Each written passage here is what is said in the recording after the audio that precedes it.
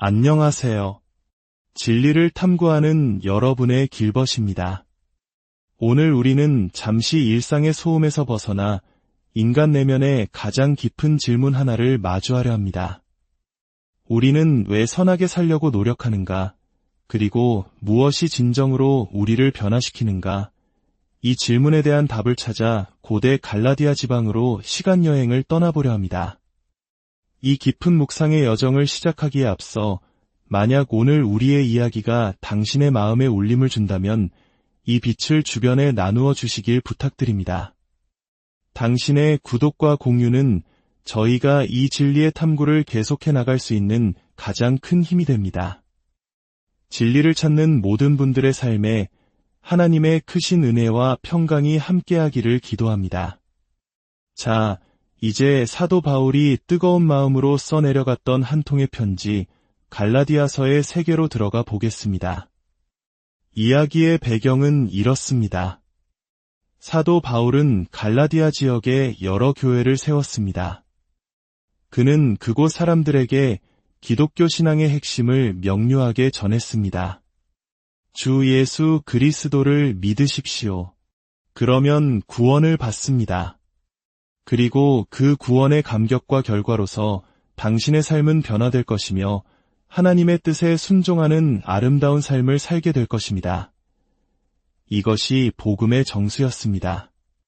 믿음이 먼저이고 선한 삶은 그 믿음의 자연스러운 열매라는 것이죠. 그런데 바울이 떠난 후 다른 가르침을 전하는 이들이 나타나 갈라디아 교회들을 혼란에 빠뜨렸습니다. 그들은 이렇게 말했습니다. 아닙니다. 예수 그리스도를 믿는 것만으로는 부족합니다. 믿음은 구원의 시작일 뿐 당신이 율법을 철저히 지키고 선한 행위를 쌓아야만 비로소 구원이 완성됩니다. 이 두 가르침의 차이를 이해하는 것은 매우 중요합니다. 바울의 복음은 믿음이 구원을 가져오고 구원이 선한 삶을 낳는다고 말합니다. 반면 거짓 교사들의 가르침은 믿음과 선한 행위가 합쳐져야 비로소 구원을 얻을 수 있다고 주장합니다. 즉, 우리의 노력이 구원의 조건이 된다는 뜻입니다. 이것이 왜 그렇게 중요한 문제일까요? 많은 사람들이 후자의 가르침에 더 쉽게 고개를 끄덕입니다. 하나님께서 우리를 아무 조건 없이 받아주신다는 말을 어떻게 믿을 수 있겠는가? 만약 내 모든 죄가 이미 용서받았고 미래에 지을 죄까지도 나를 정죄할 수 없다면 내가 굳이 선하게 살아야 할 이유가 무엇인가? 이런 질문은 지극히 당연하게 들립니다. 마치 이런 상황과 같습니다. 한국의 수험생들이 평생의 목표처럼 여기는 대학 입시를 생각해 봅시다.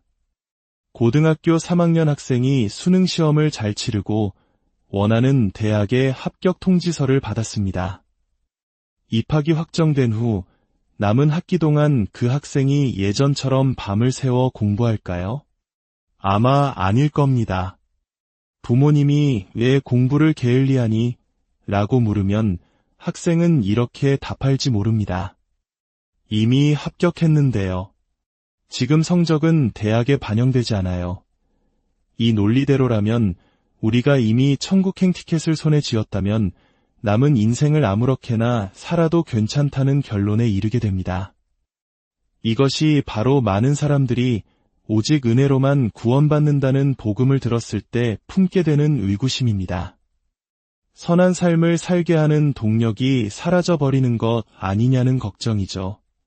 하지만 오늘 본문인 갈라디아서 5장에서 사도 바울은 바로 이 지점을 정면으로 파고듭니다. 그는 행위가 아닌 오직 믿음으로 말미암는 거저 주시는 은혜의 복음이야말로 그 어떤 율법이나 도덕적 요구보다 훨씬 더 강력하게 우리를 정직하고 희생적이며 사랑이 넘치는 거룩한 삶으로 이끄는 원동력이라고 역설합니다. 어떻게 그것이 가능할까요? 바울은 그 비밀이 바로 동기에 있다고 말합니다. 갈라디아서 5장 6절은 이 모든 논의의 심장과도 같은 구절입니다. 그리스도 예수 안에서는 할례를 받거나 받지 않는 것이 중요한 것이 아니라 오직 사랑으로 역사하는 믿음뿐입니다. 여기서 할례는 율법을 지키는 모든 행위를 상징합니다. 바울은 겉으로 드러나는 종교적 행위 자체가 중요한 것이 아니라고 선언합니다. 중요한 것은 사랑으로 역사하는 믿음입니다. 즉, 믿음이 우리 안에서 사랑이라는 에너지를 만들어낸다는 것입니다. 이것은 단순히 신학적인 논쟁이 아닙니다. 이것은 인류의 가장 근본적인 질문, 즉 어떻게 인간의 마음을 바꿀 수 있는가에 대한 해답과 연결되어 있습니다. 20세기 초 영국의 사회복지제도의 기틀을 닦았던 베아트리스 앱이라는 여성이 있었습니다. 젊은 시절 그녀는 기독교 신앙을 버리고 인간의 선함에 모든 것을 걸었습니다. 그녀는 교육과 사회제도를 개선하면 인간의 탐욕과 이기심을 극복하고 더 나은 세상을 만들 수 있다고 믿었습니다. 하지만 35년이 흐른 뒤 그녀는 자신의 일기에 이렇게 썼습니다. 나는 인간 본성의 악한 충동과 본능이 얼마나 영속적인지를 깨닫는다. 우주 안에서 역사하는 사랑의 영과 믿음이 없다면 과연 이 악한 충동을 억제하고 선을 행하는 것이 가능할까? 그녀는 평생을 바친 후에야 외부적인 제도가 아닌 인간 내면의 변화가 문제의 핵심임을 고통스럽게 깨달았던 것입니다. 러시아의 대문호 도스토옙스키 역시 이 문제를 깊이 파고들었습니다. 그는 어린아이들이 다른 아이들을 잔인하게 살해하는 사건들을 접하며 인간의 마음속 깊은 곳, 심지어 순수하다고 여겨지는 아이의 마음속에까지 존재하는 초월적인 악의 문제에 대해 고뇌했습니다. 그는 총기 규제나 미디어 검열 같은 피상적인 해법으로는 결코 이 문제의 본질에 닿을 수 없음을 알았습니다. 문제는 우리 바깥이 아니라 우리 안에 있기 때문입니다. 바울은 바로 이 지점에서 우리에게 충격적인 진실을 던집니다. 우리가 하나님께 순종하는 이유, 그 동기가 전부라는 것입니다. 갈라디아서 5장 7절에서 바울은 이렇게 말합니다. 여러분은 경주를 잘 달리고 있었는데 누가 여러분을 방해하여 진리에 순종하지 못하게 했습니까? 이상하지 않습니까? 갈라디아 교인들은 율법을 더욱 철저히 지키려고 애쓰고 있었습니다. 그들은 스스로 더 순종적인 삶을 살고 있다고 생각했을 것입니다. 그런데 바울은 그들의 노력을 향해 진리에 불순종하고 있다고 책망합니다. 이것은 놀라운 통찰입니다. 만약 당신이 잘못된 동기로 하나님께 순종한다면 그것은 불순종하는 것과 마찬가지라는 뜻입니다. 겉으로는 규칙을 지키지만 그 마음이 두려움이나 교만, 이기심으로 가득 차 있다면 하나님은 그것을 진정한 순종으로 보지 않으신다는 것입니다. 그렇다면 무엇이 올바른 동기이며 무엇이 잘못된 동기일까요? 바울은 먼저 복음의 새로운 동기가 십자가의 걸림돌이라는 불쾌한 진실에서 시작된다고 말합니다. 11절입니다. 만일 그렇다면 십자가의 걸림돌이 없어졌을 것입니다. 십자가가 왜 걸림돌, 즉 우리를 불쾌하게 만드는 것일까요? 율법주의자들의 가르침은 겉보기에 매우 긍정적입니다. 열심히 노력하십시오. 선하게 사십시오. 당신은 할 수 있습니다. 이 말에 기분 나빠할 사람은 아무도 없습니다. 하지만 복음은 정반대의 지점에서 시작합니다. 당신은 스스로를 구원할 수 없을 만큼 절망적인 죄인입니다. 당신의 상태는 너무나 심각해서 하나님의 아들이 십자가에서 대신 죽는 것 외에는 다른 어떤 해결책도 없었습니다. 이것은 우리의 자존심을 산산조각내는 모욕적인 선언입니다. 그래서 십자가는 걸림돌이 됩니다. 겉보기에는 율법주의가 긍정적이고 복음이 부정적으로 보입니다. 하지만 그 내면을 들여다보면 모든 것이 역전됩니다. 율법주의의 내면적 동기는 두려움입니다. 만약 내가 똑바로 살지 않으면 하나님이 너를 버리실 것이다. 그러나 복음의 내면적 동기는 확신에 찬 소망입니다. 너는 왜 순종해야 하는가? 하나님께서 결코 영원히 너를 버리지 않으실 것이기 때문이다. 만약 당신이 하나님께 버림받을지도 모른다는 두려움을 잃어버리는 순간 선하게 살고자 하는 모든 의욕을 상실하게 된다면 그것은 당신이 이제껏 선하게 살려 했던 유일한 동기가 두려움이었음을 증명하는 것입니다. 복음은 두려움이 아닌 완전히 새로운 동기를 제시합니다. 5절을 보십시오. 우리는 성령을 힘입어 믿음으로 위의 소망을 간절히 기다립니다. 성경에서 소망은 막연한 바람이 아니라 반드시 이루어질 미래에 대한 확신을 의미합니다. 그리스도인은 이 세상 그 누구도 가질 수 없는 미래에 대한 절대적인 확신을 가진 사람들입니다.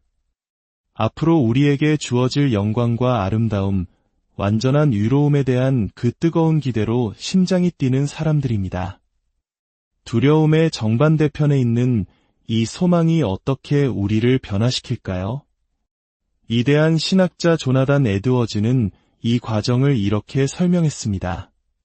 만약 당신이 선한 행위를 통해 천국에 가야 한다고 믿는다면 당신이 하는 모든 선행은 궁극적으로 하나님을 위한 것이 아니라 당신 자신을 위한 것이 됩니다.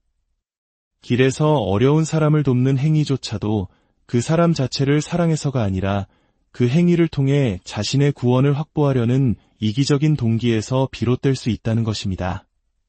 그것은 하나님을 사랑하는 것이 아니라 하나님을 이용하는 것입니다. 그러나 당신이 예수 그리스도 안에서 아무런 공로 없이 오직 은혜로 완전히 받아들여졌다는 사실을 깨닫는 순간 모든 것이 변합니다. 더 이상 하나님으로부터 무언가를 얻어내기 위해 선행을 할 필요가 없게 됩니다. 그때 비로소 우리는 하나님 그분의 아름다움 자체에 매료되어 그분을 기쁘시게 하는 것이 우리 삶의 기쁨이 되기 때문에 순종하기 시작합니다. 마치 자녀가 무서운 주인이 아닌 사랑하는 아버지를 기쁘게 해드리고 싶어하는 마음과 같습니다. 이것이 바로 사랑으로 역사하는 믿음입니다. 이 새로운 동기는 우리의 순종을 무한하게 만듭니다. 만약 우리의 순종이 하나님, 제가 이렇게 열심히 살았는데 왜 제 기도는 안 들어주시나요? 와 같은 거래 관계에 기반한다면 삶이 힘들어지는 순간 그 순종은 쉽게 무너질 것입니다. 그러나 우리의 순종이 우리를 위해 모든 것을 내어주신 그분의 사랑에 대한 감사와 감격에서 비롯된다면 어떤 상황 속에서도 흔들리지 않는 순종이 가능해집니다. 1949년 영국의 위대한 설교가 마틴 로이드 존스는 깊은 영적 침체에 빠져 있었습니다. 어느 날 아침 무거운 마음으로 옷을 입던 그의 눈에 우연히 펼쳐진 책에 한 단어가 들어왔습니다. 그 단어는 바로 영광이었습니다. 그 단어를 보는 순간 하나님의 영광이 그에게 폭포수처럼 쏟아졌고 그는 2시간 동안 말없이 눈물만 흘렸다고 합니다. 그 순간 그는 머리로만 알던 진리, 즉 성령을 통해 우리가 간절히 기다리는 위의 소망이 얼마나 실제적인지를 온몸으로 체험했습니다. 이것이 바로 복음의 능력입니다. 우리의 마음은 비워둘 수 없습니다. 언제나 무언가 가장 아름답다고 여기는 것을 갈망하며 붙잡고 살아갑니다. 돈, 성공, 인정, 사랑. 그러나 이 모든 것은 우리에게 참된 만족을 주지 못합니다. 우리의 악한 습관과 중독을 그저 유지력으로 끊어낼 수 없는 이유도 여기에 있습니다. 진정한 변화는 오직 새로운 사랑이 주는 몰아내는 힘을 통해서만 일어납니다. 우리 마음속의 헛된 우상들을 몰아낼 수 있는 유일한 길은 그것들보다 비교할 수 없이 더 아름답고 영광스러운 대상, 즉 우리를 위해 자신을 내어주신 예수 그리스도의 사랑에 사로잡히는 것입니다. 성령을 통해 그분의 아름다움과 우리를 향한 그분의 사랑이 우리 마음에 가장 생생한 실제가 될 때 비로소 우리의 마음은 변화되고 우리의 삶은 두려움의 종노릇에서 벗어나 사랑과 기쁨의 순종으로 나아가게 됩니다. 이것이 바로 사도 바울이 갈라디아 교인들에게 그리고 오늘 우리에게 필사적으로 전하고자 했던 메시지입니다. 다른 어떤 것도 중요하지 않습니다. 오직 사랑으로 역사하는 믿음뿐입니다. 기도하겠습니다. 하나님 아버지, 오늘 말씀을 통해 우리의 순종이 어디에 뿌리를 내리고 있는지 돌아보게 하시니 감사합니다. 두려움과 이기심이 아니라 우리를 위해 모든 것을 내어주신 그리스도의 사랑에 대한 감격과 소망이 우리의 삶을 이끌어가는 유일한 동력이 되게 하여 주시옵소서. 우리 안에 계신 성령께서 날마다 십자가의 영광을 더 깊이 깨닫게 하사 우리의 삶이 주님의 아름다움을 닮아가는 거룩한 여정이 되게 하여 주옵소서. 예수 그리스도의 이름으로 기도합니다. 아멘. 이 진리가 주는 깊은 평안과 자유가 오늘 당신의 삶에 가득하기를 소망합니다. 들어주셔서